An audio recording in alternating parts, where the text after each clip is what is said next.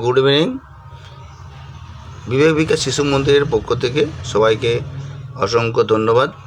তো আজ আমি যে অতিরিক্ত যে গরম, এই গরমের জন্য যে বাচ্চাদের বা শিশুদের যে কিছু কিছু ক্ষেত্রে যে অসুবিধায় হচ্ছে বা যেগুলো এখন এই সময় করা উচিত, কয়েকটা পয়েন্ট আমি একটু বলি।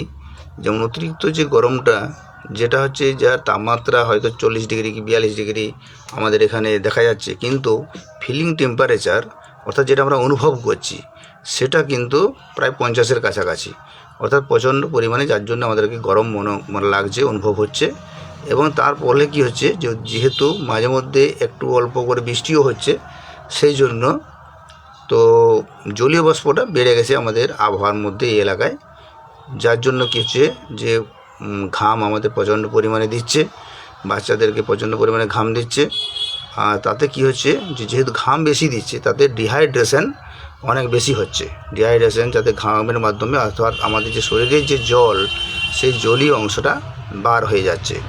তাই বাচ্চাদেরকে এই পরিস্থিতিতে একটু জল বেশি পরিমাণে খাওয়ান, বারবার খাওয়ান। তারা হয়তো একবারে বেশি খেতে চাইবে না, তাই তার আগে বারবার একটু জল বেশি পরিমাণে খাওয়ান।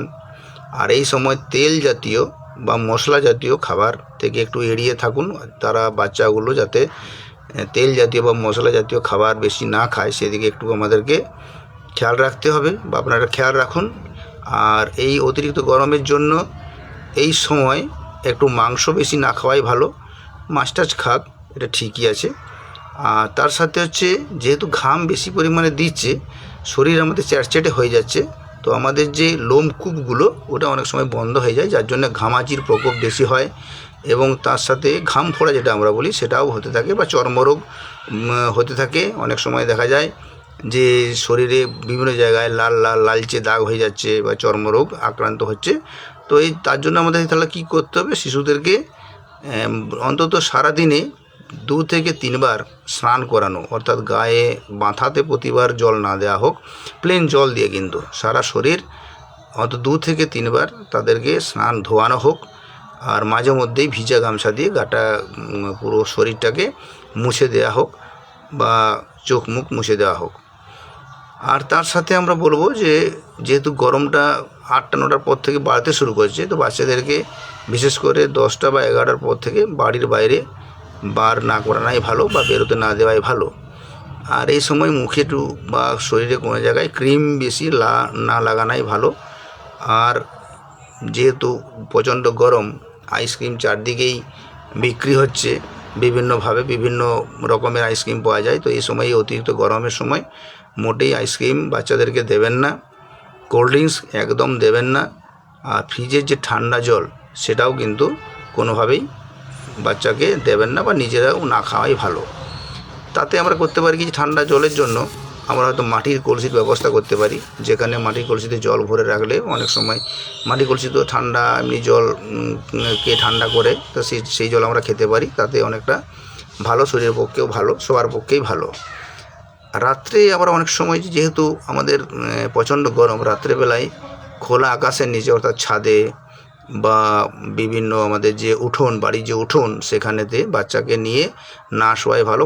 খোলা আকাশের নিচে শোবে না, তাতে বাচ্চার বা নিজেদেরও শরীর খারাপ বিভিন্নভাবে হতে পারে। শিশির টিশির পড়ে ঠান্ডা গরমই লেগে যেতে পারে, গলা ব্যথা হতে পারে, এগুলো না করাই ভালো।